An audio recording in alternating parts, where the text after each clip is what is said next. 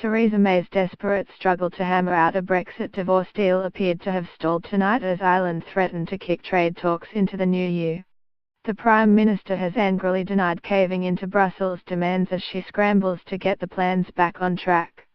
But the DUP, who humiliatingly torpedoed the proposals just before Mrs May was due to seal them on Monday, have demanded more assurances they will not trigger the breakup of the UK.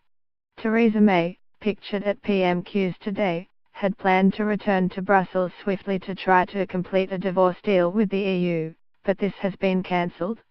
The Prime Minister has denied caving into Brussels' demands as she scrambles to get the plans back on track. She is pictured switching on the Christmas lights at Downing Street today. Boris Johnson is said to have confronted Mrs May over the compromises at Cabinet yesterday. He is pictured right at a NATO meeting in Brussels today. Michael Gove, pictured left arriving for Cabinet with Jeremy Hunt yesterday, is said to be part of a revolt of Brexiteers who have a genuine fear Mrs May wants to push through a soft option. An Irish PM Leo Varadkar warned that he is ready to delay a decision on launching trade talks to beyond Christmas, even though it could raise the prospect of Britain leaving with no deal. In a combative performance at PMQs, Mrs May defended her position, insisting no terms would be finalised until an overall deal was struck with the EU next year, and said the sides were close to making progress on the first phase of negotiations. The defence came after Mrs May was rebuked for playing a risky game by keeping her top team and the DUP in the dark over plans for a soft Brexit deal with Brussels. The Northern Ireland Party inflicted a fresh blow this morning by dismissing the idea the painstakingly assembled proposals can be put back on track this week, ahead of a crunch EU summit next Thursday. Downing Street seemed to be gloomy about the prospect of Mrs May returning to Brussels imminently to finalise the plans. Mrs May was repeatedly urged to toughen up her stance by MPs in the Commons.